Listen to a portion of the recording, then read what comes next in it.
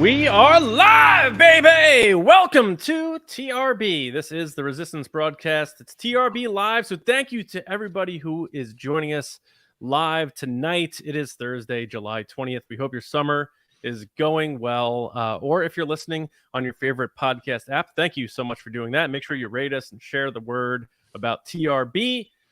If you are with us live and you have social media, please share our tweets or posts or whatever and let people know to come on in the base and come hang out, because it is time to talk Star Wars, and talk Star Wars we will. I'm John. With me as always is James and Lacey, and a big welcome back from the chat from last week. Lacey Gilleran. Welcome back, Lacey. Thanks.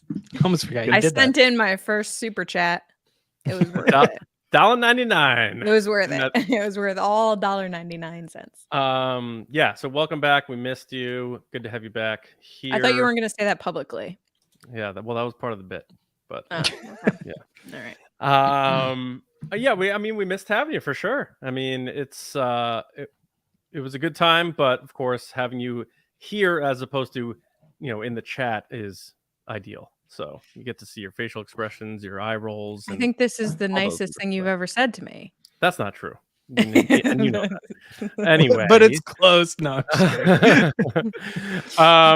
So everybody knows, if you are in the chat, we will be doing Ask the Resistance towards the end of the show. So if throughout the show, when we're talking about stuff, if you think of a question you'd like us to talk about, just use hashtag Ask the Resistance, and Lacey will make sure we get to as many as we can of those towards the end of the show. And of course, we also have super chats. If you can't wait and you need that comment read on the show and talked about, you can submit those, and it also helps support the show. So thank you for those. And there's been a lot. I don't know if people are online who listen to our show or not. I think social media is finally dying, which is, however you want to think about that. You think it's dying? Who knows? What? The world's on fire, but the Star Wars galaxy isn't. But for those wondering about what's going on with the strikes in terms of the Writers Guild, Screen Actors Guild, all that stuff. Now, we, of course, here at TRB, we stand with the writers, actors, and other creatives that are part of all the unions that are on strike. So since this is specifically just a labor dispute, it's a situation where neither SAG or WGA has called for any boycotts. And as a matter of fact, the unions... No consumer boycotts, yeah. Right. The unions have explicitly stated that these upcoming shows and movies that have been produced still need support because they worked on them, and they need them to be successful in order for them to be allowed to make future shows. So they need, as the industry is struggling, and a lot of people really are struggling right now as they're fighting for proper pay, among other things, they do want support for the projects that they worked on. So the work being made still needs to be successful, but we stand, of course, with all those workers. Again, writers, actors, and anyone who falls under the Screen Actors Guild as well. So that's where we stand, and I think UPS too, guys. UPS paints it pretty clearly as we move forward here. And we're going to get started here with a warm-up story. Now, John Boyega, there's been some articles about him. We'll get to that in a bit, but he did this short where he was featured on The Hot Ones doing with First We Feast. And he was asked to rank the 3 Star Wars movies he was in. Now, if you're watching, you can see the video here. We are not playing the audio because we don't want to be charged in chicken wings or hot sauce. We don't have that kind of monetary gain that they would come after us for. So this is how he ranked them. He said The Force Awakens is his number 1. Then he said... right. That's then the he correct said answer. 9. He said 9 is his number 2. So he forgot the title of it, but he said 9 is his number 2. And then he said 8, which he also forgot the title of, is his 3rd favorite. But he said they're all lovely, and I don't believe it. But that's where his ranking is: 7, 9, and 8. I think some speculation would lead to that. But James, what do you think about his rankings and the fact that he just came out and actually just went for it and said it happily? I mean, to me, I already knew this. I mean, just listen to the guy talk about stuff all over the place. He's probably never said it. And I think he feels like he probably can say it because, I mean, if you like 3 types of pie, what are your 3 favorite types of pie? You're going to rank them and you're going to be like, that's tough. And I think that's why he feels like he can get away with it. Now, I think there's a wink in the camera, and he's kind of saying it's respectfully, it's the least of the 3. But he's still kind of alluding to he doesn't really like that one. But I think a lot of this comes from what we know about how he felt about The Force Awakens and going into the 8th movie, and then how he felt about returning with JJ and how he's talked about working with JJ before. So I think he really likes maybe how that direction ended, maybe, but that little slump in the middle, he just definitely didn't like. And Force Awakens was completely on a whole other level as far as like his career and his publicity and just the reception of the movie and how he probably felt as a fan of Star Wars. So like, if you told me I had to bet $1 million on it, I would have said 798. $1 million. Yeah, I would have said like you either win $1 million or you're gonna owe us $1 million. I'd be like, it's probably 798. All right, Lacey, what do you think? Interesting. I loved this video. I think John Boyega is one of the funniest actors out there, and I think he's so kind of, people don't realize how funny he is, and this like 1.5-minute clip is hilarious, and you should watch the whole thing, not just the Star Wars stuff where he does like his Harrison Ford impression, which is hilarious. Yeah, just like James, this is not surprising. He's mentioned before how he didn't like The Last Jedi. He didn't like where his character was taken. Right. He's also stated that he really liked working with JJ, and that's who he'd come back with. So if you were to look at the 3 movies, which 2 movies did JJ Abrams work on? I appreciate that he said Force Awakens is the best, because it is. So he's not wrong there. But I do love his little kind of mannerisms and moments where you get to see his personality, like in the beginning where he just kind of pauses and he's like, yeah, let's do this, like that kind of stuff.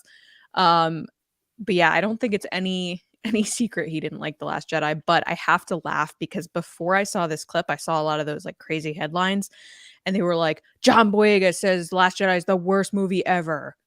And like, but that's what they said in all these articles. And I'm like, did he? And then I looked at it, I was like, oh, he's ranking out of the 3. Because in my head, I immediately went like, where would it list on mine? I was like, I don't think I'd put it last. I think I would end up probably putting Attack of the Clones last. Like, that's just, I've always been honest about that. It's my least favorite. Yeah. And I was like, really? That's where he'd put that? And then I was like, oh, out of the 3 he did. That makes sense. I mean, Canto Bite sucks. I'll stand by that. I've said it for years. I hate that part of the movie. And if he shares similar sentiment that I share, then he probably didn't like it, and he's in that part. So I think they did his character a little dirty in that movie. I agree. I didn't like what they did with Finn. I feel like he got stalled pretty hard, and they played him out to be a bit of a doofus. And all of a sudden, like that movie is Kylo's movie. If we're gonna be honest, like if you're looking for Kylo, Last Jedi is your jam. That's the thing with TLJ. So I really enjoyed it when I first saw it, and fandom kind of hurt it for me because it really split the fandom, and people were pretty nasty over the movie. So that soured the movie for me, unfortunately. Yeah. And I'm starting to get that back. Just I'm having my own like personal relationship with the movie and not worrying there's about. There's got to be things you appreciate about everything, you know, but then there's also things that you don't like, and that's okay. Like that's part of the process of being a Star Wars fan.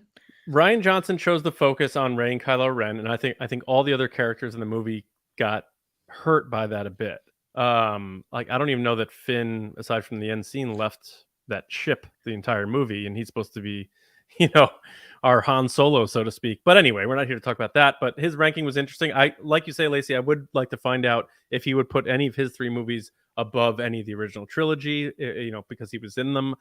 He's such a big fan too. Like I genuinely would want to know his ranking, not for the sake of like picking it apart and being like, oh, he's, you know, like people do online, like, oh, they know what they're talking about. I just would love to know. It also feels a little bit like First We Feast knew what they were doing with that question, because I don't know that they would have asked Hayden Christensen to rank the 3 movies he was in and have him be like, oh, probably Phantom Menace, or well, he wasn't in that one, but that's I was thinking the trilogy. Well, that's what you know what I mean, though. Like, which one? James, would that's you why he put looks at above the other or camera something? and he like pauses a little bit. He's playing into it. He knows what they're doing, and he's like, oh yeah, totally. Yeah, let's do this. It's like it's just so funny. Yeah, they're probably not worried about approved. people being mad at him. Yeah. All right, now Lacey, do you want to save those super chats for Ask the Resistance, or do you want to fire those up now? Let's just get into them real quick. Let's kick off the show with some super chats. So we have Miles. Hey Miles, how's it going? Nice to see you again. He said, as in see you on the chat. Can't see you. I wish I could see you, but I can't see you. He said, thoughts on a Sheev Sith origin series, and what do you think of title Palpatine? as in TEEN. Well, Miles, I'm gonna let John take this one because I hate Palpatine. Sorry, I don't want any more I know- Palpatine.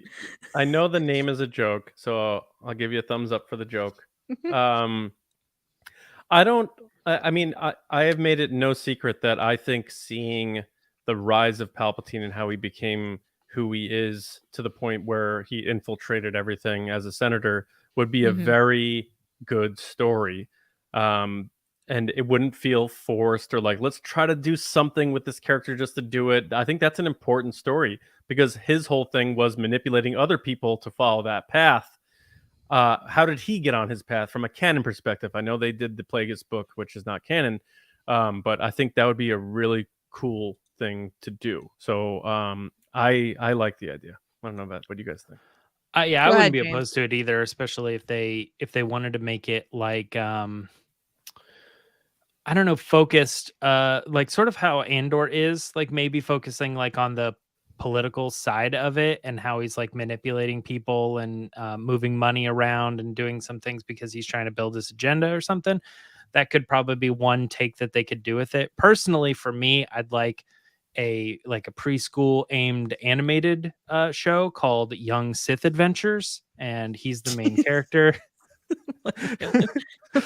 And he just And gets somehow into a bunch of Yoda's still in hijinks it. and stuff. Yeah, Somehow Yoda's they in work it, Yoda in obviously. Yeah, that's what makes the most He's sense. just to me. mentoring everyone.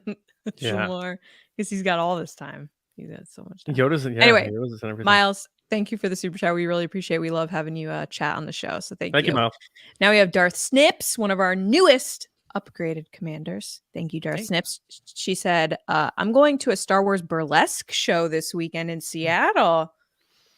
Ooh, ooh. All right. What character will be the best to see in the show? This is an interesting question. Off the top of my head, I'm going to say Leia because she's already got Chewbacca. buns. So it makes sense. That's my answer. Yeah. I'm going to go with Lady Proxima. 'Cause then you could do the Lady Marmalade song and just say Lady Proxima. So Do you remember when Solo first came out and I so it's a thought girl it was in Proxima? oh wait, hold on. It's a girl in a worm outfit just talking. No, in they a, get "Oh, the lady actual voice." they get the actual puppet or whatever they used and have it wear like provocative clothing. Careful, and- Han. Yes. Right. Yeah. So that's my answer, Lady Proxima. We are Lady Proxima. My answer.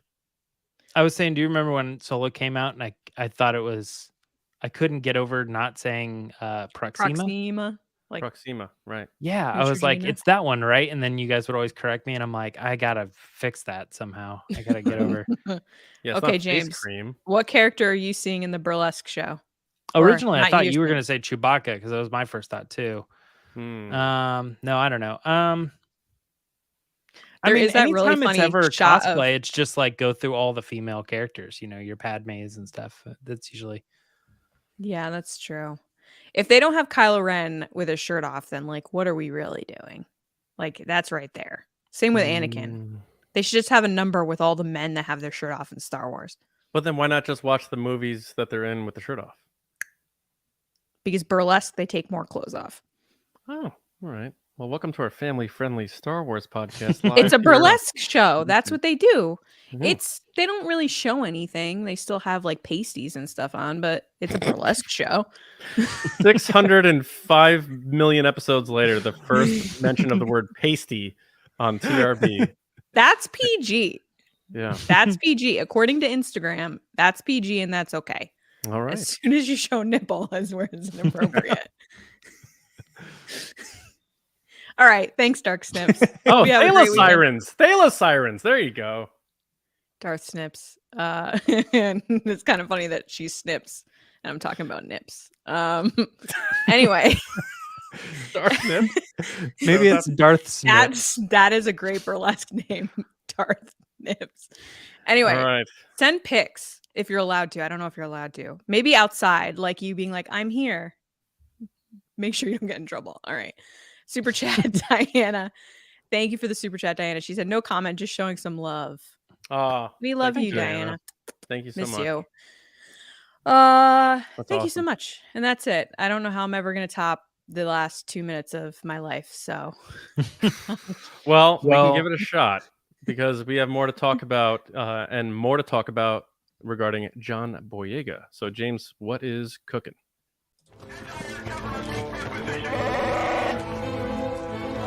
It's the resistance. Well, as John was talking about, John Boyega is also sort of in the news for doing an interview with Tech Radar, where he was discussing the future of what he wants to do with, his career. And one of the things that came out of this was that he was asked specifically about the future of Star Wars, and he says, "Look, right now, I'm open to all characters. I'm open to all opportunities." He's just chill with whatever the universe wants to bring him, and I'm sort of paraphrasing at that point. But because the question was about returning to Star Wars, and he says, I'm open to, and he includes all opportunities, all characters, and that's sort of the response to, are you coming back to Star Wars? Would you do Star Wars again? It obviously led to a lot of speculation on, as John was saying, social media, because it fires off all the time, that this is sort of his way of saying, yeah, I would love to come back, which is sort of a change of what he's been saying for a while. And then he took to his own Twitter to sort of clarify that comment to say, but I'm not coming back to Star Wars right now. If I was, I would be the first person to tell you right here on my Twitter, or my social media, or from me, from my people, or whatever. So let's kick it off right now. John, what do you think of John Boyega's comments? Do you think he's telling the truth? Do you think he's holding some back? What's going on? He's already involved in that next movie. they do mention the hot mic. I don't know if you said that, James, in this thing about how they said that they had heard. Yeah. With Jeff Snyder. Yeah, I thought that was more just a reference to what he had said in the past. No, like they mention the hot mic, Jeff Snyder, John Roca podcast where they said he's already back. Oh, at the right, bottom right. of this Okay. article, just to bring up, since John was just saying that. Yeah, I think he's already involved for a lot of reasons that make me feel that way or think that way. One being, I don't think he would come back, or they would bring him back for a small role that can be added after final drafts or whatever. And before the strike, they had the Peaky Blinders guy taking over and finishing up what the story's supposed to be. There was a lot of rumblings that they're supposed to start shooting next April. So you have to assume that there's a concrete story in place if this is going to be something that's going to be one of the first movies to come out. And I know the strikes shake that up for sure, but I think he would have to come back in a big impact way. And then that makes me think of the timeline. So it's 15 years after Rise of Skywalker. You're looking at full, not needing to be trained or anything, Jedi Finn. And then they can fill in the 15-year gaps with books or an animated show or something showing how he got trained and all that stuff, and it's all good. But I like the fact that if he is in this, he's going to be fully realized. It's not going to be another one of those like Luke stories where he's learning how to become a Jedi. It's just like, there he is, 15 years later, he is a full-fledged Jedi. And I think him really changing his tune over the years, even so much so that when he had said, you're not going to Disney Plus me, and he walked that back. And now he even has movies coming out directly on Netflix. So clearly he has changed his thought on all of that from a career perspective. And frankly, his career hasn't really taken off that big the same way as Daisy Ridley's hasn't. And I know he's made stuff, but off the tip of my tongue, I can't think of many of them. And I don't think that they have made a ton of money. So I think from a business perspective, his agent's probably like, dude, go back and do some big stuff. Get your name back out there. So I think he's already involved. I would be shocked if he isn't. And Snyder has been very right about a lot of the stuff he's been reporting on with Star Wars over the past couple of years. So I think he's already in the mix. And I think it's going to be in a big way. And I think he's going to be a Jedi. And I think he'll work alongside Rey to fight whatever the new evil is in the galaxy. Yeah, Lacey, thoughts? I mean, reading through this, I really felt for John again with his experience with Star Wars. And the things that stood out to me is when he said, I got given this opportunity, but I'm in an industry that wasn't ready for me. And I couldn't agree more with him. I think not only was the industry not ready for him because he didn't get support from Disney and Lucasfilm in many situations where he was being, harassed and boycotted and all these other things. I don't think the fandom was ready for him, in the sense of there were a lot of people that were unnecessarily mean and judgmental towards him and his character, which is one of the best Star Wars characters. And I don't understand why people felt that way, with the exception of clearly they have a problem with his race, and it's outrageous. That being said, it does make me optimistic that he's now changed his tune, like John was just saying, of our John, not John Boyega, of saying, that he'd be open to coming back. And like, he likes all the characters that he's ever played, and he's always open to those things, because just like we were just discussing, like he had said for a while, like he would never come back. He's good. And like, even as of, I feel like it was like 4 months ago, he was when he was promoting the other movie he was recently in, the woman one. Oh, I'm blanking on it right now. The King, the Woman King. Woman King. I was seeing the Woman Queen in my head, and I was like, that's not it. The Woman King. I think it's with Viola Davis, right? Is she in it? Yeah. He was saying months ago with that promotion round that he was saying like, yeah, I would never go back to Star Wars. I'm good. I'm good for now. I think it was a BBC interview. He had said that. So the idea that, 4 or 5 months later, he's now saying, yeah, I'd be open to it. Like, that's a big change of tune from even a year ago or 2 years ago, when he was very adamantly like, no, I'm good. Which makes me think, like John said, like he's either in talks to come back, or he's already signed on. You know why he said that, in my opinion, at that time? That's because that's when he was in talks. He wanted to very publicly say, I don't want to be in Star Wars, and let the public be like, we want you. And he used that as a negotiation tactic, leverage, to get what he wanted out of the deal, and showcase that if I don't come back, you can see that everybody's talking about how that wouldn't make any sense. Like, what happened to this character? Why would Rey abandon him? Where did he go? And all this. If you want me back, you're going to see what it's like for me not to be in Star Wars, and how fans react to me not being in Star Wars. Right. And I think that's probably why he's very public with all of that at that time.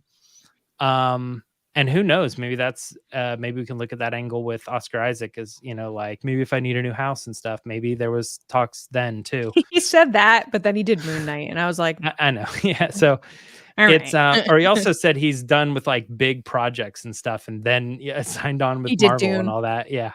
Yeah. So I think that was probably when he was in negotiations. Now he's come around, and so he's needing to flip it back to saying like, you know what, I would do Star Wars if the opportunity came up, which it has. I would be open to waiting till they announce it to say that I would be willing to come back or whatever. Yeah, right. I think John's right that he's already involved in this per the Hot Mic report and everything. And that's good to hear, because that means that that episode 10, whatever it is, just might be a little bit better. So yeah, and his next movie that I was talking about actually arrives on Netflix tomorrow. They clone Tyrone, Jamie Foxx, and Teyonah Parris, David Alan Grier, Kiefer Sutherland. Like, good cast. You got 2 alumni from In Living Color together in the same movie. I think that's awesome. So I'm going to check that out tomorrow. But again, he went from saying, no, don't, you're not going to stream me on Disney Plus. And now he has a movie that's coming out that looks like it's received well from a critical standpoint, coming out on Netflix after a few days on a brief, small theatrical run. But yeah, I think he's coming back. Another one of our title stories is that the Lando series writer and developer has no idea what's going on with the project. God, the pain. This was a wild interview. I'm just gonna yeah throw that out there. This was wild. Yeah, I mean, that is really it. It's Justin Simien, right? Is that how you say it? Simeon, yeah. Simeon. Yeah, he says that he was and I'm going to paraphrase all of it. He was just very excited about the project. He thought they were coming up with something that everybody really liked, and it was sort of delivered. And then around 2020, it was announced that, that was happening, but he didn't hear anything about the project at all until Kathleen Kennedy recently said that it's still happening and we're very excited about it. And he's like, is it? Holy crap. Because I've not been in touch. I've not been in contact at all.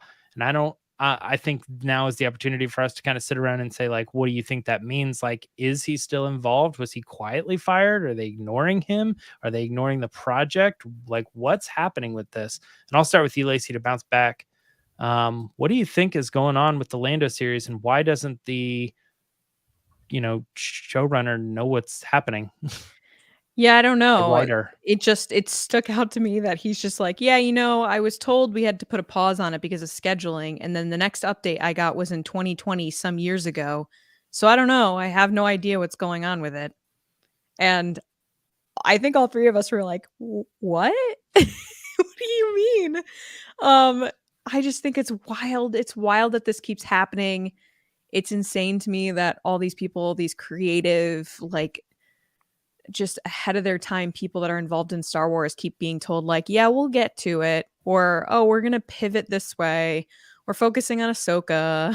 And like, you hear from him and Rian Johnson and other people that are working with or have tried to work with Lucasfilm that they're just like not getting any updates whatsoever and been put on a shelf, apparently. And I didn't know that I would be in a position where a writer / showrunner of a Lando series would have just as much information as I would about said series.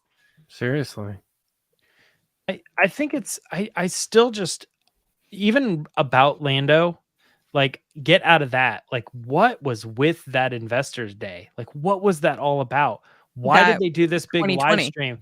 Yeah, where they're like announcing all these titles and putting these things up, because it's unlike, I mean, it's sort of like Marvel, but they usually do it at like festivals and stuff, but they were involved in this thing too. But like, it was like all this Disney stuff and Lucasfilm, like, why the 2020 Investors Day when it's something that happens every year? Yeah, but still, The like, parks there's were so much stuff that's closed. still going on. Yeah, I know, but I'm saying, like, that year in particular, I think people were really just throwing anything like spaghetti at the wall type stuff to see if it would stick, because they were just trying to make up for, productions that got delayed, stuff that got canceled. When you So they were look at saying, what Marvel announced on that day, every one of those things has happened. All of them. yeah, we've talked about that before. Yeah. And so Yeah. it's kind of crazy. Actually, no, sorry. Armor Wars did not happen. But that might have turned into Secret Wars.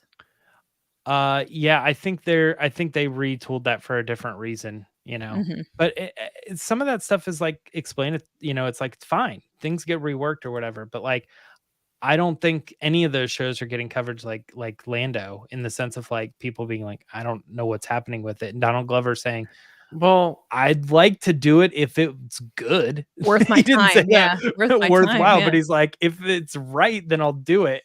But it would have to be right. And Kathleen Kennedy's like, oh, it's happening, and it's like, what is happening? I don't know. I just, it's a bad thing, I think, for the series. It makes me feel like it's probably not happening, and it's falling into that weird Rian Johnson thing.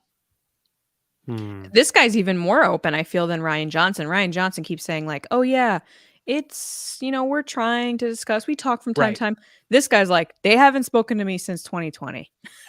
Yeah. It is 2023. I'm on the Haunted Mansion red carpet, and I have not heard one thing from them. Well, the interesting part is before the 2020 update, he was told it was being put on hold for scheduling purposes. So before any of us heard about this show, he was told it's being put on hold. And the obvious reason for the scheduling delay is Donald Glover. And they've been saying over and over, we're waiting on him. They were waiting on him before they told us about the series. Right. So I think they were like, they had the agreement with Disney that they were going to do this show. Donald Glover's on board. They make this nice fancy logo and artwork and all that stuff. And they're like, we're just waiting on him. So are we clear to announce it? And they're like, yeah, announce it. That'll be big. People like Donald Glover. He's hot right now. He was a great Lando. But they didn't announce Donald Glover at the time. It doesn't matter. Like they People are had gonna him in. assume that. They had him in enough to greenlight the show and announce the show. So the fact that it was delayed back then is crazy. And now the craziest part, like you guys just said, the fact that he hasn't heard anything in 3 years about this show. When Kathleen Kennedy at Celebration said, "We're really excited about it. Donald Glover's really excited about it, and it's still happening." So I just there's a clear disconnect in communication, which is really bad if that's true, between the people creating this show, the president of the studio, and Disney.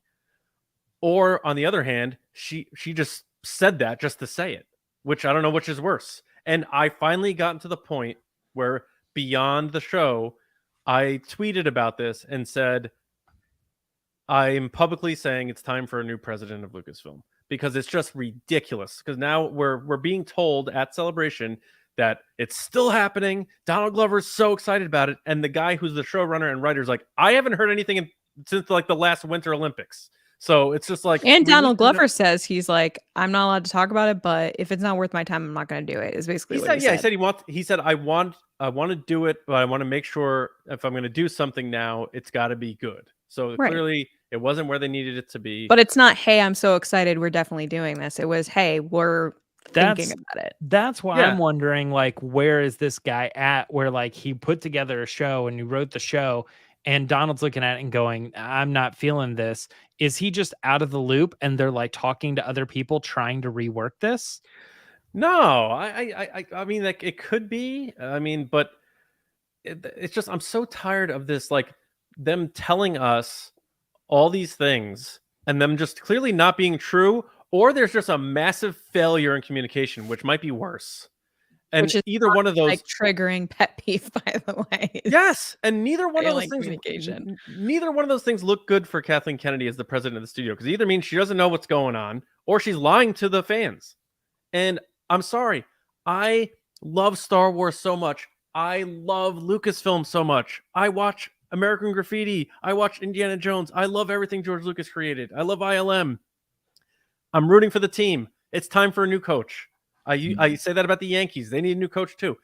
It doesn't mean I'm like, it's okay to critique or say there needs to be a new president. It doesn't mean you're part of the menace. It's just a fair, objective view on it. And I'm tired of like we're doing the James Bond approach where when we're ready for a movie, we're going to put it out. And then a week later, it's like 3 movies in the span of a year. Like, which is it?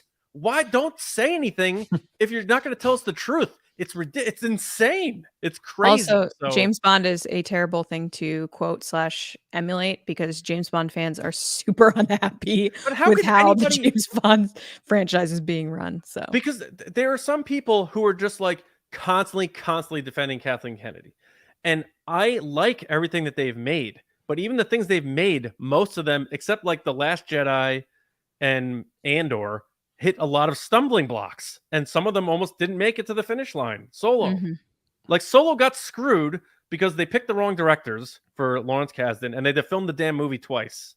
Like we'd be watching Solo 2 right now, and probably an Obi-Wan Kenobi movie instead of what happened because of a failure in leadership. So I'm just tired of it. It's ridiculous. And even if you want to say they picked the wrong director, or you want to say they picked the right directors, they still fumbled on letting those directors do what they wanted to do. Like, because they're, look at Patty Jenkins directors. Yeah. The problem was somewhere along the lines of like not being able to work with those talented directors. They gave and announced Rian Johnson 3 new movies before his movie came out. Yeah, that was pretty crazy. And they're still telling us that that's still in the works. Get out of here. Oh, it made me so upset when I heard this guy say that, because it's not like we heard it's so rumor. rude to him too. It's so rude to him. Yeah, as a person. it's not, and it's not someone saying we heard a rumor that the Lando series might be in trouble. It's no, I'm the person creating the show, and I haven't heard anything in 3 years. So just which is it? We need the truth as fans, and investors want the truth. Like Disney needs to like get in line and figure this out soon, because it's getting ugly. Yeah, I feel bad for him just as a person. Like he said he poured his love and heart and spent so much time coming up with something that he thought everybody really enjoyed, and he presented it and got certain vibes from people, to then be completely ghosted. that's gotta hurt, especially on creative stuff, because it's like you put yourself into these projects. So that for me is like it hit like a personal chord. I was like, oh, that's so terrible that someone would just like never get back to you. And you know what? I He, also he directed Haunted Mansion, by the way. So Yeah, he's got he did. that. He's got that coming out, and he's Mhm. working on this stuff. I hope he has great success to the I point. heard it's pretty good. Haunted Mansion. To the point. Why are you where- laughing? I heard it saw was the pretty good. I saw Brian's comment come. Oh. To the point where I hope he like this is really good, and it goes so well to the point where like, how are you not making this Lando series happen? You have Donald Glover, you have Justin Simeon, you have fans on board for it. well, It's we don't know likely that they the have only- Donald Glover. I think he's part of the biggest problem here. This series does not exist if he doesn't do it. So they're either it's happening with him or it's not. So that's But what I'm saying I think he's the person that's probably holding this whole thing up because he's looking don't at it think and so. going like, I don't want to do it. I don't Not think until it's better. I think they're just a mess. I'm tired of blaming actors. I'm tired of blaming. I'm tired of that. I'm done with that. Like that's Yeah, my I'm not- opinion. But all I'm saying is there's Yeah. clearly an issue if they can't get that thing on the ground, because this also would be the only pathway at this point to a follow up to Solo, because Lando's a supporting character. You make the series about him, but you get Han and Chewie in there, you get Kira in there, you get Crimson Dawn. It writes itself almost. But get the Kasdans anyway and Ron Howard. But like, I just don't understand it, and it frustrates me because this keeps happening to us, and it gives fuel to people who actually do dislike Star Wars, and it makes it harder for us to defend the stuff we love. And all we're trying to do is root for this stuff and hope we see more of it. And I hope they figure it out. And in my opinion, the only way out is you look at the common denominator, and it's leadership. And I don't think they have the right person in place to lead this thing. Yeah. And I've said before too that sometimes I did that whole thing where like certain things were announced and they haven't been canceled yet and all that. And I got into all those details. But the thing is like you're taking advantage of your audience if you're announcing things and then saying like, well, we did release that 10 years after the fact or whatever. If so much time goes by and you're not giving any updates or anything or like explaining why it's on hold or whatever, I know you're trying to keep things close to the chest and you have a lot of money involved, but it probably should not have been announced in the first place. And we saw reports of that where, remember, it was like so-and-so told Kathleen Kennedy to stop announcing things and all this. Like, I don't like it when movies, I think the only person who can say, I'm going to do that movie and it doesn't come out for a decade is James Cameron. Because I'm like, when it comes out, it'll be great. And I can pretty much guarantee that it will come out. But, or Christopher Nolan. Yeah. Yeah. Or like, it's very rare that like, or Greta Gerwig. You can say, we're going to do Captain Marvel 7 before we even see Captain Marvel 2, I don't know. It's nuts. And we should probably move on because we got a lot of stuff to talk about, but this is it's a sad story and it's just kind of a sad day for the Lando series. I hope that it's able to get itself back on course. And definitely fill up the chat with hashtag Ask the Resistance questions, because we will definitely get to those later. So get those in there. Yep. We do have one super chat though, right, Lacey? We do. Let me get it pulled up. All right. Freezy's back. Freezy, it wouldn't be an episode of TRB Live without something from you. So Freezy2324, thank you for the super chat, says, do you think episode 10 will be given more of an original trilogy vibe like Rogue One and Mando, or do you think they'll have more of a sequel trilogy feel and look? What do you think, James? I think sequel trilogy feel and look. The original trilogy vibe is only coming, I think, mostly from the stormtroopers and things that you see, and probably some of the ships to some degree. But I think what's setting that tone is really the just surroundings and the aesthetics of the environment. Whereas when you look at some of these other things, I think when you're, what was it, John? You said it earlier, like 10 years past 15, Rise of Skywalker, 15 years past Rise of Skywalker. Not only is it more likely to be like the sequel trilogy, but it's almost even borderline. They're going to do something different with it to even move it into a different era altogether to separate themselves from the sequel trilogy. traditionally we do 20 or 30 years, but 15 years, things could move along and we could see some different advances in the technology. Even though Star Wars is like, what, 25,000 years, and they don't seem to move very fast at all. But yet somehow during this period of time, 20 and 30 years makes a huge difference in all the technology. They have hyperspace tracking now. I don't know. What do you guys think? Yeah, John, what do you think? That's a hard thing because James makes a good point. Is it just an What aesthetic would Doug thing? Chang do? Is it how it's shot, like with an old school approach? I'd honestly like to see them, if they're taking it forward beyond the Skywalker saga, give it its own identity. And I don't know what that means in terms of a look and feel. I mean, I assume all the legacy characters are going to be there in terms of the evergreen ones like Chewie, R2, 3PO, BB-8, and all those. And then, of course, Rey, Finn.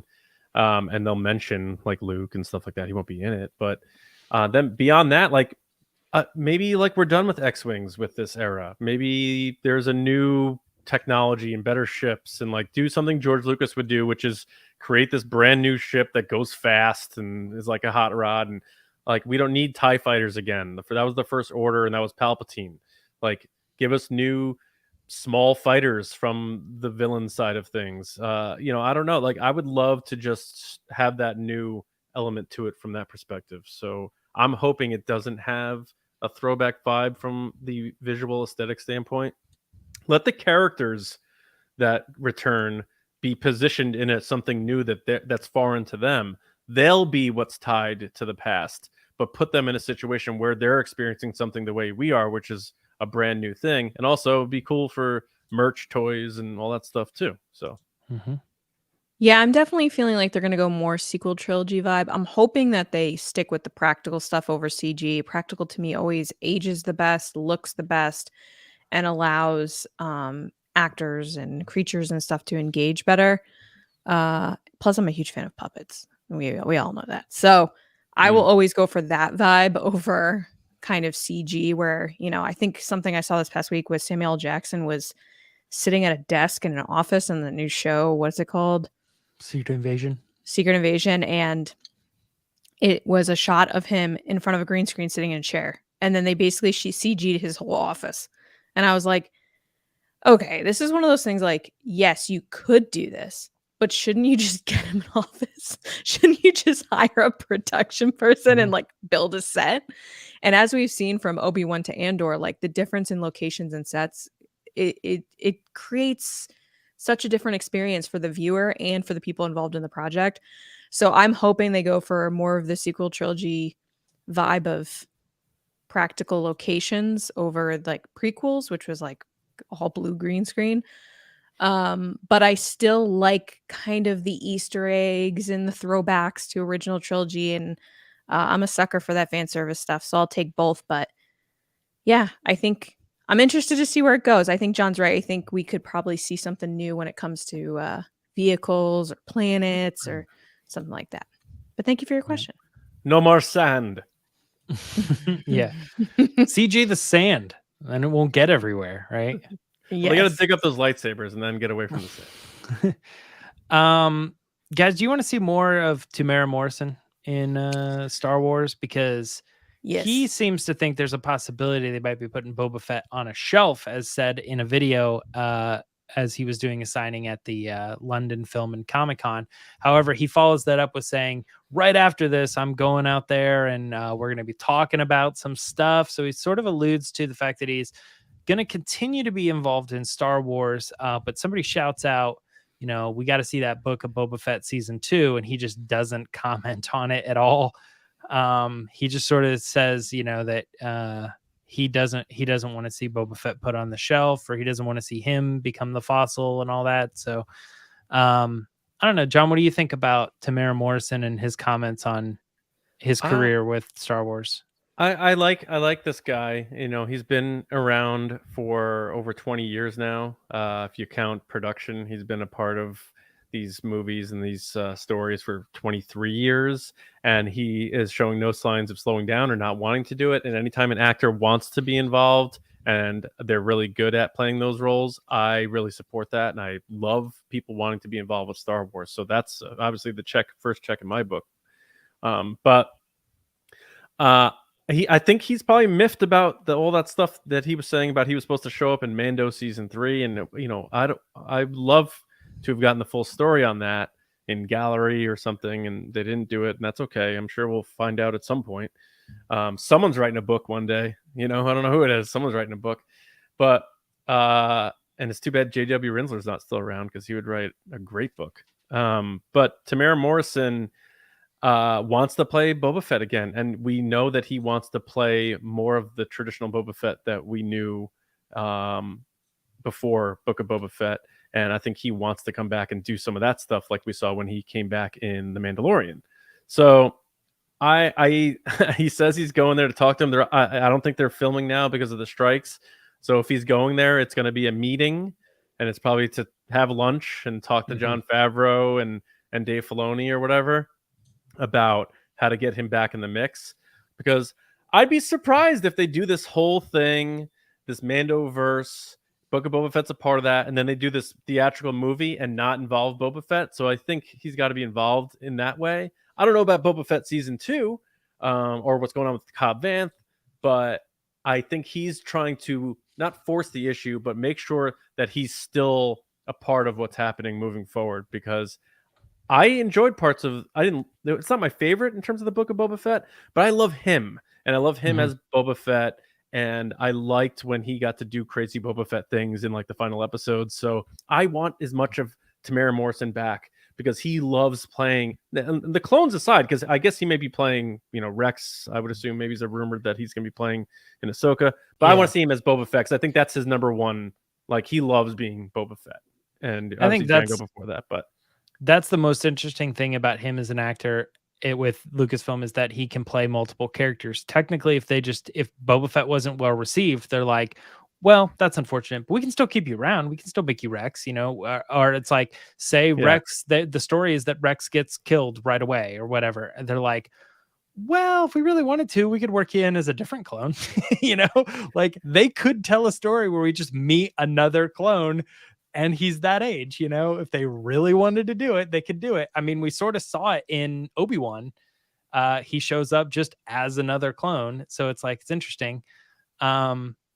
Yeah, I'm fine with him coming back. I hope that, things happen for him. I don't really think there's a whole lot to take away from his comments that we don't know, because we don't know anything about what happened to Boba Fett in Mandalorian and for the season 2 stuff. We saw him reciting poems or lines on the beach, and then he was never in anything. So something happened. Lacey, what do you think is going on with Temuera Morrison? Do you think we're going to see him again? I think we're definitely going to see him again. It's just figuring out which clone and or person he's going to play. It is really exciting to hear him, even kind of on a side comment, say that he's meeting with Jon Favreau and meeting with them to see what's next, because I felt really bad for him when he said that he was supposed to get a phone call, never did, because it was surprising to me as a fan after what we saw with Book of Boba Fett, which was called Mando season 2.5. And then he doesn't show up in season 3. Like, what happened? Where did he go? He wasn't going to help Mando do any of the things that he needed to do. Like, he came in to save the day in Book of Boba Fett, so you don't think he'd repay the favor later. And the way that Boba Fett at the end of that, series had said, like, okay, I'm ready to go do other things. Good luck, Cobb Vanth. Have a good day. It set it up that he was ready to go on more adventures. And the way that, Tem had talked about how he wanted to get back to like the brutal, more savage Boba Fett that we met in Mandalorian first, where he's like, hitting people with knee rockets and pistol whipping stormtroopers. Like, that's when that happened with Robert Rodriguez directing and coming up with the whole concept of how they were going to reintroduce that character, like, for me as someone that never really enjoyed that character, I was all in. I was like, oh, this guy is badass. This is awesome. I can't wait to see what he does next. And then the series was very different. And I'm not saying it was bad, because there are definitely things that I enjoyed about the series and I really liked. And like the Pikes, I was like, oh my God, Solo. And like, there were so many things that could have happened to explain like all the interconnected kind of syndicates.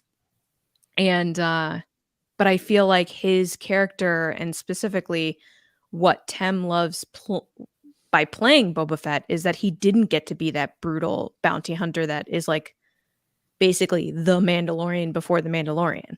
Right. So he didn't get to play that legend that all of us know and appreciate.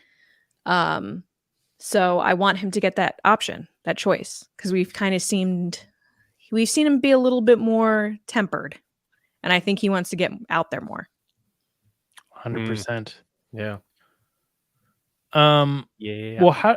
Well, we got a couple things that have to do with toys here at the end of Resistance Report. One of which is that Lego is doing Star Wars The Mandoween, and it's coming later this year. Lacey, I know you're like our toy person. What are your initial thoughts on this like kind of small announcement here? What do you think the Mandoween is? I think it's just one of those funny specials like they did last year, and I actually liked the Halloween one last year more than the Christmas one. I liked the one with Poe Dameron where they go to Vader's castle, and it's like this whole. It was cute. It was fun. We watched it on Patreon. Actually, we did like a commentary for it. It was fun, and I look forward to watching this too because Mandoween. I do love it. I do feel like Lego stole that from Star Wars fans because our buddy Cal Baker, he does a big Mandoween display in his house, and he reposted it today being like, Mandoween, I already celebrate that. And it was like pumpkins with Grogu's and Mando helmets, and like it looked awesome. So look him up on Twitter. I don't know what his account is offhand. Sorry, Cal. You can probably search Mandoween and then just keep going back until Luke's it predates. Saber. Luke's Green Saber. Yep, that's his Twitter handle. But he already celebrated Mandoween, so I was like, Lego, you gonna give some credit to Cal? Kyle's gonna get a giant box of loose Legos at his house. Like, if there's a box for Mandoween, Kyle better get it because he's already all set, and I can't wait to see what he does this year. And that's the stuff that I love about fandom in general is like people are so creative, and I love decorating for holidays, especially Halloween and Christmas, but Christmas more than anything else. So I'm just pumped to see these things are for kids. They're to make you laugh and have a good time, and that's what I'm all about. So I'm in. Are these all for sure like the movies and stuff that they're doing? Is that what that was? It's at their San Diego Comic-Con booth. Yeah, but I didn't know if like some of these things were like Mandoween is coming, so expect like Lego toys that have to do with this or something. No? I see what you're saying. Is it a toy or is it a movie? I took it as a movie, but it could totally be toys. It seems like the way that the picture is, it says coming attractions, which makes it seem like it's a film or right, because they did piece of media. Their booth looks like Blockbuster, but they did it Lego themed. It's actually super creative and one of the best booths I've seen this year. So it looks like with the brick outside, and it's got movie posters on it, and it looks like a Blockbuster, but it's Brickbuster and it's Lego. But when I look at the sign, James, it does say like Lego Masters Season 4. So it just seems like all of their like media. Yeah. So it might be toys, but to me it looks like streaming stuff. Yeah, I just didn't know. When you say the name, it's like it seems also like kind of reminds me of what Hasbro does sometimes, where they're just like Mando Mondays. Yeah, they sort of like just come up with a thing that sort of targets like specific releases. And Lego's a toy company, but you're right, they do a lot of this stuff, and that's probably exactly what it is. John, any thoughts on Mandoween? I keep on saying Mandoween. Oh yeah, I liked the Lego holiday special. I thought that was cute. My kids like it. I like the Halloween one too. I thought that was fun. So I like seeing my kids enjoy that stuff, and I got a kick out of some of it because they do, like you guys are saying, some fun Easter eggs and references and callbacks, and it's not to be taken seriously, which is always nice. So I'm all about it, and the title alone makes me giggle. So let's go. I can use more giggles in my life, so let's do that. I'm kind of surprised it took this long for them to do a Mando one.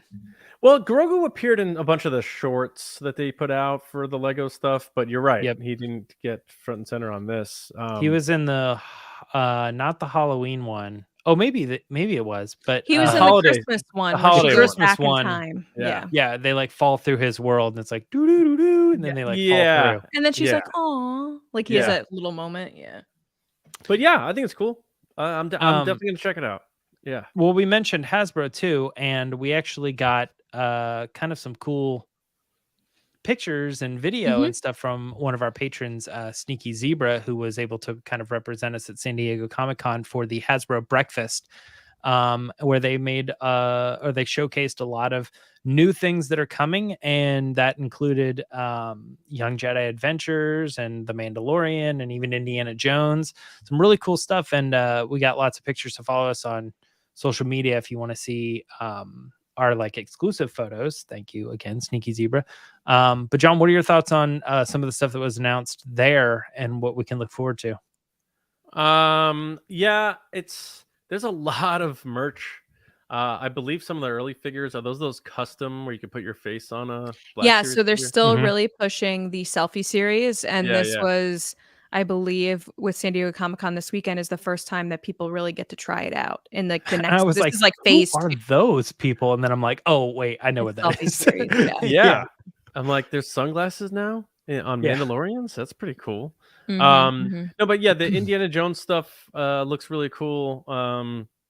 I mean, they do a really good job with a lot of the merch they make for Star Wars. I think my biggest issue has always been that, we've gone over this, but the delays and all that sort of stuff. But I'm not the biggest collector, so I'll pass it to you guys. I think everything looks cool, looks fun. I like the idea of those custom figures because I think that'd be cool for someone to want to have like their face on a stormtrooper or a Mandalorian. So I think that's all pretty cool. But I'll leave it to you guys. The longer I hear Lacey's opinion on this stuff, I look at it and I go, we're getting an Axe Woves helmet. Like that's more in demand than a Kylo Ren figure or a Ben Because Solo James, character. Yeah. as I always say, it's cheaper to just reuse the mold and Yeah. paint it. And that actually is coming from someone that worked at currently works at Lucasfilm, as they once tweeted that out. I won't say who it is to save them the flack, but they did say like sometimes it's just cheaper to reuse the mold than to make a brand new one. So that's Yep. why you get Yeah. a lot of repaints, because it's easier to repaint something. And I mean, there was that. I was like, okay, and Young Jedi Adventures, that makes sense, but it's not really The for talking nubs, can't wait to see what it our says. demographic there. And Yeah, then the yeah. Indiana Jones thing was the only other thing, and I was like, all this stuff is from older movies. None of it's from Dial of Destiny. And then I was like, oh yeah, they do. They have 2 characters from Dial of Destiny sitting there, and it just kind of reminded me of the discussions that we've had of like, well, they knew this movie was coming out. Why didn't they put like all the new why didn't they get that going? I don't know. Maybe those characters wouldn't sell anywhere near as much, so they'll probably never get toys. But I kind of was buzzing off of having gone to see Dial of Destiny again last night. So like watching the movie with my family and stuff, and we're walking and we're talking about it, and then I see the toys come out and it's just like him and Helena Shaw, and I'm like, oh, okay, all the characters are great in that movie. I would have loved to see more of them, but Yeah, I don't think they have a lot coming out right now, but this is also the breakfast before. So because I've been to this breakfast before, the one time I've gone to San Diego, I was invited, and this time we got invited, which is so nice. So thank you for Hasbro for inviting us. It really means a lot when we get to see these things and take part in these events. But yeah, it seems like it's a lot of stuff that's already out, and or a couple things that really been announced, like the Young Jedi Adventures stuff, which is understandable. That's age appropriate things. We're getting into Christmas time soon, so people are picking stuff up for their kids.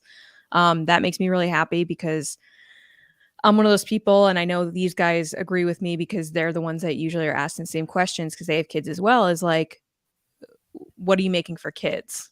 Like, because kids kind of get passed over when it comes to these kind of collecting things, because they get not only priced out, but some of the stuff just isn't made for them. Whereas these new Young Jedi Adventures things, like that show is for them, those characters are for them. And so the toys then also reflect that as well.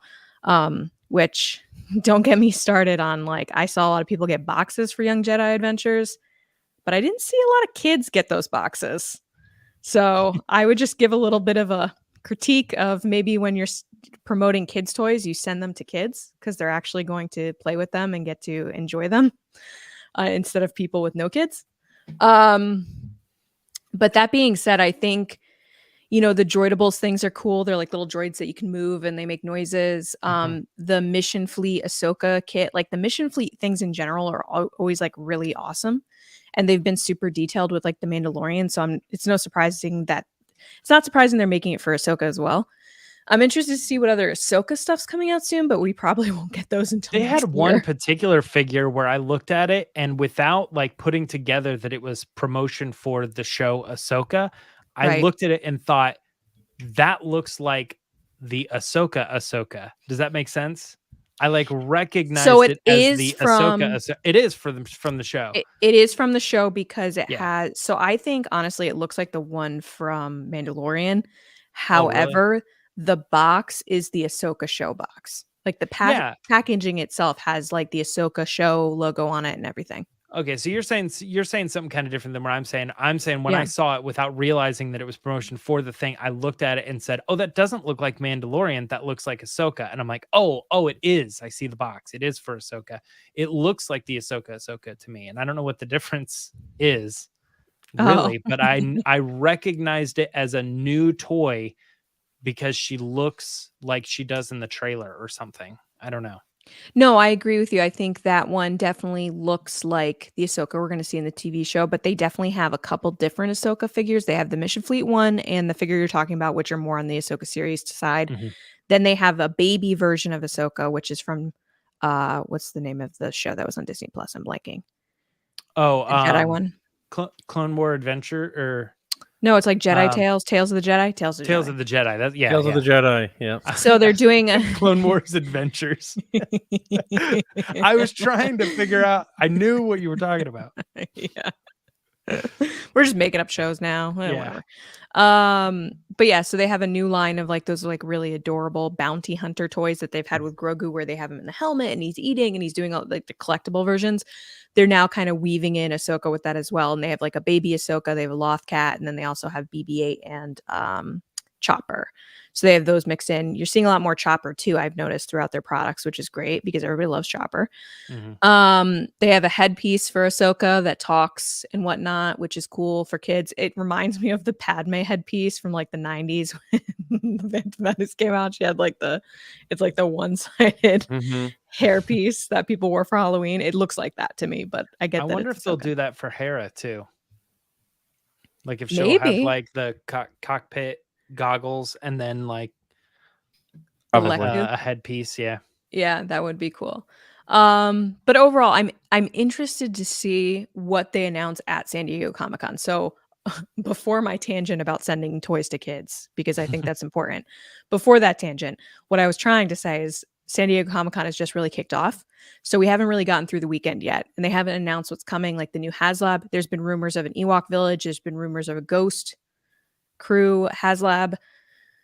I think if I was Hasbro, I would lean towards Ghost Crew because you have Ahsoka coming out, and plus Rebels fans would love to pick that up. I think we're out of the Return of the Jedi anniversary at this point, so Ewok Village would be cool, but I feel like it would be further than when they should have announced it. Like they should have announced that last year going into this And year. it kind of feels like a little bit of a new toy, whereas like I feel like collectors have Ewok villages. If They do. really They have wanted it. originals. Yeah. Yeah. So I'm interested to see what they announce for the HasLab and any other figures they come out with. But again, I don't know how production delays and or writing delays and or acting delays are going to impact also these toys, because if they can't talk about them and the Right. productions get delayed, then the toys are also going to get delayed. So, yeah. And speaking of Comic-Con too, we're starting to see some of the other publicity that they have for Ahsoka, because we saw, I at least I saw, there's probably other pictures too, but like there was like they had the live action Loth Cat on display. It Yeah. looks Ezra's great. lightsaber, like Her in live lightsaber, action. her costume, Well, which it's is hers, actually yeah, but from it's- this yeah. figure that we just saw for Hasbro. Mhm. Yeah, no, and they have Chopper too on display with the wall that they had at Celebration, that kind of Rebels mural wall. Yeah. Yeah, very cool. They look cool. Some pretty cool stuff. But we will talk about any new stuff that comes out of Comic-Con next week. As for now, we're going to wrap up the Resistance report and we're going to move into our next section. What do we got, Lacey? All right, guys, it's time for Ask the Resistance. I've been wondering, what are midichlorians? All right, I'm back to hosting the segment for right now. Hooray! So ask the resistance. You guys got Star Wars questions. Hopefully we've got some pretty good Star Wars answers. So you guys sent them in. You can keep sending them in. I don't know if we'll get to them, but please do with hashtag ask the resistance in the chat, just so it lets me know that you're asking a question. But we're actually going to kick it off with a super chat. So thank you, Aaron, so much for the super chat. Awesome to have you on the show. He said, why are Maul's horns short, long in spider form, and then short again? Are Zabrak horns like toenails? And he forgot to trim them.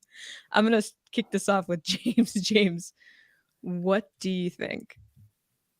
I've never thought about it or quite noticed that. That's an interesting thought, considering that would be probably the time that he like sort of let himself go. And that probably, honestly, realistically, I think there's no canon answer for it. It probably was just an animation choice to come up with some way to make him look older and like he let himself go during that period. Kind of crazy. Maybe scarier than he was, so the legs would, you know, be additionally mirrored on his head. Like his mind is out of control too. Honestly, I don't know that is true about his species, but that's a good thought. If that's a good way to say it. I would like to see maybe some more Zabrak with like interesting horn designs. Like they've let them grow, 2 of them grow long, the other ones are short or something. That would be kind of interesting if they wanted to go that route. Interesting. John, do you have any thoughts on that, or are you going to let James answer that one? That works for me. Okay, me too. Awesome, Aaron. Thank you so much. Right. Thank you, Aaron. I think James gave a good answer. So, all right. So now we're gonna head to Semper Danny, and this is a tricky one. Tricky. This is a tricky one because this is definitely something that's come up over the past week. Bob Iger's been in the news a lot. Well, Bobby's gotta be careful what he says. And she asks, should Disney sell Lucasfilm to Apple? Now, for those that don't know, that have been kind of busy this week, I understand. It's been rumored amongst many outlets that Bob has openly said to people that he is preparing Disney to sell to Apple. Now, this came up a couple of years ago, then it went away. It's back again. So I'm going to kick this off with John. John, should Disney sell Lucasfilm to Apple? I am punting this question to Monday because I had this weird cosmic feeling that it might appear in one of our segments on the Monday show.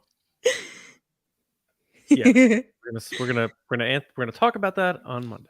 Yeah, right, Simplified Danny, we're gonna have to wait on that one because we have some thoughts, but it's part of the show it's that a we great, have of prepared. course, it's a great question, and I like the hashtag too, Danny. I also set that up just to plug our Monday show, so you're welcome. All right. I'm going to head over to Bradley. Thank you, Bradley. He says, what is your confidence level of the James Mangold Star Wars movie? I'm nervous. And he did the nervous like emoji, like, oh. I'm going to go to John on this one. John, you went to the Indiana Jones premiere. You loved Indiana Jones. You stuck by it online. Not that you shouldn't have, but I'm just saying. So what are your thoughts? Should people be nervous? No. I mean, unless Disney and Lucasfilm are crazy, like a lot of movies aren't doing that great at the box office right now. I don't think Indiana Jones was marketed well at all. I mean, compare that to the marketing they've done for Barbie. Like they buried Harrison Ford's face in the shadows of a poster, and they relied on nostalgia. I think there was like an Applebee's commercial. Like they didn't do anything creative to try to get. Was there? I think so. It was like spend $35 at Applebee's and you can go see Indiana Jones. So I think that's Seriously. a brilliant piece of advertising because Bennett has been talking about it nonstop. And because we thought it was funny, we've been repeating it to people over and over and over again. Bennett, tell them what they could buy if they go to Applebee's. And he's like, oh, you just have to $35. You can go see Dial of Destiny. I mean, he's been repeating the advertisement and we've been engaging with it. That's so James is the one person that's keep marketing exactly how you are because we got Bennett's money and no one else's. No, I agree with you, John. I think Barbie, as someone that's though. in marketing and has been in marketing for like 15 years, Barbie is a prime example and will be studied for years after this of like the best marketing I've seen for a movie in a really long time. Like they knew their audience, and I think the only thing that really stood out to me recently as like a really good marketing take was Disney did a haunted mansion listing on Zillow.com for like the haunted mansion being for sale, and like they had pictures from the set and like a whole story of how it's haunted and where it's located and all this stuff that I thought was creative. They really didn't do that for Indiana Jones. I'm gonna be honest. Like They didn't do anything like that. do anything. Yeah. Whereas I think they did just like typical movie promotion, but you would think that something as big as They Indiana banked on Jones Harrison would Ford's name. have that. Yeah. they banked on Harrison creative. Ford. Yeah, and Indiana Jones. And I think that unfortunately, I feel like Lucasfilm keeps doing this. Is that they're banking on, oh well, people love this. So Yeah. and it's like, okay, well, I'm not the person you have to convince to spend your money. So You have to convince the guy that goes to Avatar 6 times that doesn't care about Star Wars. Like, yeah. So my answer about this is, James Mangold is a great filmmaker and he wants to make Star Wars. You make that movie. You can make that movie without $350 million budgets and still make a good movie. I am not worried about if James Mangold still wants to make the Star Wars movie. I don't see how that doesn't happen unless they crater the movies again or something. But to me, I have more confidence in that movie than any of the other movies. So that's a good answer. All right, James, how do you feel? Or do you think that's a good answer? Well, I've said before that out of the 3 movies that they announced, I think that his has the most likely to like sort of just go away or disappear. Because I don't think you can, after you announce Daisy Ridley and you're saying you're going to continue that story on, that seems pretty evident. And you also have content that already exists, similar to episode 7, 8, and 9. The content already exists, and you're saying you're going to continue that into, Dave Filoni's movie or whatever. Those 2 things seem like they're just, if they don't happen, then something wrong is going on. But the other one, it sort of feels like they could easily get away with like, oh well, James Mangold's so great and we want to work with him, and it just sort of just kind of didn't happen, or whatever. It could sort of just go away. That's the only reason I would be scared of that, because that happens a lot with Lucasfilm, that things just sort of disappear, as we talked about earlier. It's still happening, but then never does. But as far as James Mangold, the director, and they would sort of move away from the project because of him, I don't think any chance at all. I think they had a great time with him on Indiana Jones. I think they're happy with the way it's performing and how the movie turned out and stuff. And like John said, if he wants to make Star Wars, then you've got someone you want on your team to make Star Wars. So I mean, he's the best obviously he's the best director out of the 3 they announced. Yeah, even if you don't like him. And that's coming from the person of the 3 of us that was like, oh gosh, it's the Colin Trevorrow curse. So out of the 3 that were announced, he has I'm saying the 3 directed a film before. Yeah, you've brought out of the 3 that were announced. Yes. He has directed a movie before. Can you imagine? A successful movie. That's no, a movie. That too. Yeah. Neither Dave Filoni or I can't think of her name off the top of my head. Charmin Obaid-Chinoy. Yeah. Tommy Wiseau has directed more movies than Dave Filoni and Charmin Obaid-Chinoy collectively. A lot more. Yeah.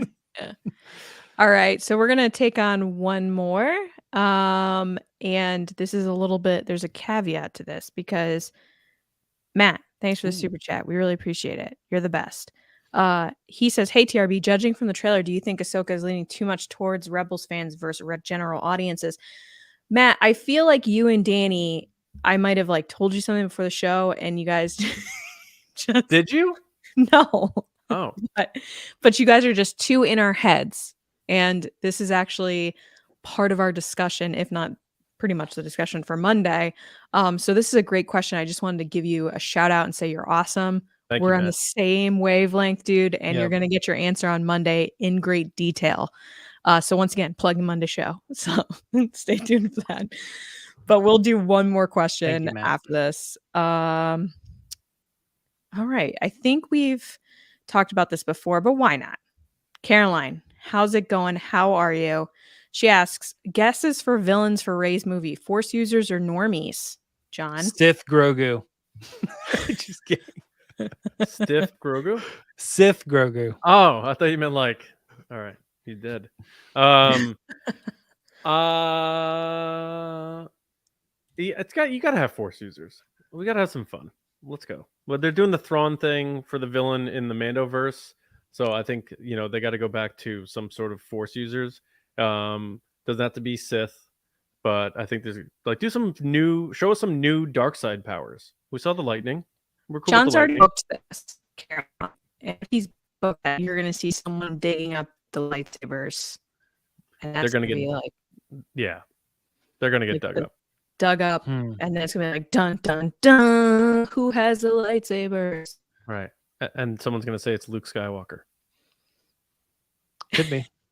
Imagine if someone's digging up the lightsabers, and it's a black hooded figure, and all of a sudden they light up their lightsaber, and it's Kylo Ren. Yeah, I mean 65 didn't do all that well either, so you never know. Could you imagine? I think John, if we did a reaction for that and that happened, John would be just going, no. Are you kidding? I would love for Kylo Ren to come back. Would you though? Kylo Ren, yes. Oh yeah. Would you though? Like good boy Ben. Although romantic, no. Imagine the switcheroo if it was a hooded figure with Kylo's lightsaber, but it was just someone that went and got his lightsaber that he threw into the water. But everybody thought it was Kylo Ren. And it's just this evil guy going around collecting lightsabers. General Grievous. They literally just showed the clip that wasn't in Force Awakens of him with the hood and the thing in the forest. It's just in the new movie, and they're like, "That's the same clip." They're like, "But it's actually in the movie this time." So Kylo Ren's back. You'll see. People are doing the same thing again about the Inquisitor. People are now saying that that's Ezra, and I'm just like, we said that. We were joking about that. I see people online doing. Or sorry, you guys were joking about it. I was in the chat joking about it, but people are actually doing it now, and it's like one of these times they're going to be right. But I really hope they are not, because I actually do think the Inquisitor is Ezra, but that would be so horrible. Oh God. Partially because I want John to just be like, no.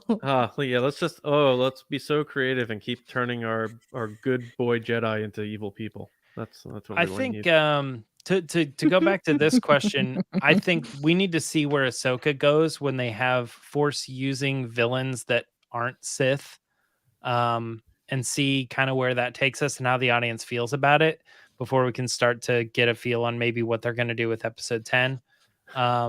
Right. But I think it's fair to say that the villain will probably be Force users, but I tend to lean towards, I've said this before, I tend to lean towards like they might be, even at the age that she is, this still kind of leaning on Rey being more like a mentor character, and then maybe bringing in other kids to be like sort of somewhat lead characters, if you will. I know Jude, like Skeleton Crew is an example. I know Jude Law is like the lead of the show, but like I feel like the show's going to be about the kids, and he's going to be there too. I don't feel like the show is about him. And also there's these 4 background kids, it's about the kids, I think. So I think that's maybe where the direction of the movie could go too, because it would be about the school and stuff. It wouldn't just be like her and John Boyega like hanging out. I think there's going to be the other characters that are important that are probably a lot younger. I'm going to go with Force users is probably who they're going up against. I doubt it's going to be like pirates or something, because it's like, what are the stakes, Yeah, it's got to be someone that matches Rey's ability and or has the ability to defeat her. That's what makes it scary. Yeah, like, and it can't just be like a giant army either, because we've done it so many times. It's an army again. So James says it's going to be Star Wars Episode 10. It's for the kids. It's for the shotties. That's their biggest challenge, is going to be creating new formidable villains that are villains that don't need to be brought back to the light side. I just want bad people to match the level of a Palpatine or Vader, and that's their biggest challenge, is to give us a new villain post episode 9 that lives up to that level of fear and terror and coolness. I think we need a soundboard on the show that we can hit the no. I think we technically can't. No, I can't. Caroline, thank you for your question and all the questions. You guys had really, really good ones this time. Not that they're not good normally. I don't want to be mean, but Danny, I was going to say too, Matt, real quick. Well, I wanted Yep. to shout out the movie Smile because they had a lot of good promotion too, if you remember.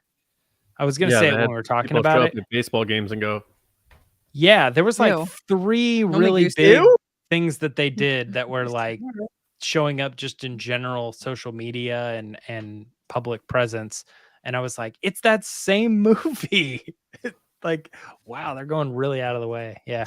So I just wanted to give that credit I there. love a good marketed movie. I just feel like anytime I see someone, I'm like, oh, that's such a good idea. But Mhm. Barbie's been killing it. You can't say anything Yeah. bad about Barbie marketing. I can't wait to see it. I am so hyped. Mission I don't know when that's Impossible is gonna- dropping the ball too. I'm Really? like, I it wanna doesn't watch even it feel. so No, I'm not saying bad. anything about the movie. I'm saying the marketing. I feel like it's out. It's out in theaters, and I'm still like, when that movie feels like it's like 3 months away. Yeah, well, it Like, doesn't just help when doesn't you're feel like it's done Yeah, in your face. Right? know. Go to theaters now. The only problem is you have your main star is saying that he's not going to support the SAG picket line. So that's the bad Oh, yeah. marketing He that you're said getting. that? Yeah. Hmm. They asked him to join the picket From line. space as he's in space. They He's asked like, him to join I'm the picket here. I'm line. shooting. Yeah, and he said I don't know. he wouldn't sign on to do that, but he would try to help in other ways. And they're like, we need you here. He's like, I already saved the movie industry once. I can't do it again. I can't wait to see that. And It's an impossible mission that I can't. I won't see can't- the other one. I though, choose because- not to accept. I won't see the other one though because and I This- agree. Oh, Frank said this in the chat, and it's totally true. Deadpool 2 had some of the best marketing. I agree. Deadpool has Oh, right, always had yeah. amazing marketing, and I can't even tell you how many 3 is gonna be presentations I've crazy. given. Deadpool 3 has had great marketing already. So Yeah, well, yeah. Yep. I remember I showed a shot of what's his name? Hugh Ryan Jackman Reynolds? and his Hugh no, Jackman. Hugh Jackman in his outfit. And Matt was like, well, it's black and yellow, so it's not really right. And I like went and found a different picture. I was like, it's definitely yellow and blue. And he was like, oh, It's yellow and blue. Now I'm fine with it. Yeah. Yeah. Anyway, guys, this- thank you so much. Yeah. Really appreciate it. And back to John. This podcast episode will self-destruct in 5 seconds. Danny and Matt, stay tuned for your answers on Monday. Yes. Yeah, we're going to talk about those. And to anyone who submitted questions, I'm going to get to them. Thank you. Keep them coming. It's so awesome. We really appreciate it. And thank you to everybody for listening and watching, being a part of TRB. Make sure you're subscribed to the podcast because we put out 2 episodes every week. And of course, then our Patreon too. You know, if you want more podcasts, we do exclusive episodes on our Patreon. So if you'd like to support us and you're able to, I know times are tough. But if you are able to, head to patreon.com/resistance broadcast. $5 a month gets you in the base. You get to submit topics for the shows. You get to watch exclusive episodes. We have a Discord server. Check out the ranks and support us if you're able to. And a big shout out to our generals and spice runners, CARMELO, John, RISI, JETTA, ROSEWATER, Frank Grande, DARTH, HURICANE, who popped in the chat. Saw him before. Good to see you, Mike. Nick KRATZ, Chris Morales, Brian Smith, Matt Chitty, DANI, Mike Ramori, Matt Heath, Brendan McLaughlin, Count Pepto, Sneaky Zebra. Thanks for repping us at the breakfast. We appreciate it. Aaron Ellington, Micah Harrison, Colin Cormier, Jolton Jedi DiMaggio, Diana and Dave Hornack. And our Spice Runners, David Probus, Neil Shaw, Kendall Gellner, Thomas Hennessy, Andrew Staley, Jeremy Myers, Michael Fry, and the FortWorthian. Thank you all so much. We'll be back Monday with another episode. For me, Johnny Hoey on Twitter and my movie pod, Just Like the Movies. Obviously, I had a hiatus. I'm sure a lot of you know by now why. But we'll be back doing our Titanic episode soon. Lacey, how about you? People can find me on Twitter and Instagram at Lacey Gilleran and on Threads now. Mm-hmm. What's the next thing? That's the big question. Also on TikTok at It's Lacey Gilleran, and I have a backlog of videos that are coming because I've been going through my own personal stuff. We're not going to get into it, but thank you for the support. I'm feeling better, and it's good to be back. Good to have you back. James. Twitter, Instagram, and Threads all at Myra Trunks. Pretty Yes, easily. I'm on Threads too, but it's just I'm so tired, guys. All right. It's so tired. it's I am not a so it's not tired. a great social media yet. Yeah. It's a place to go and post something. I'm on Blue Sky It's too. not- Yeah. Oh, I'm It's on like- Blue Sky. Yeah. I think we're on both of them. Or I Yeah. don't know. We'll see. But anyway, thank you all. Enjoy your weekends. I'm Stay so cool. tired. We hope your summers are going great, and we hope you enjoyed a little spiciness here. Because clearly, if you the narrative that turned out for this episode was we support actors and creators And the studios- pasties. Studios, yes, that always that. And Lady Proxima. All right, have a great weekend, everybody, and we'll see you next time right here on TRB. See you around, kids.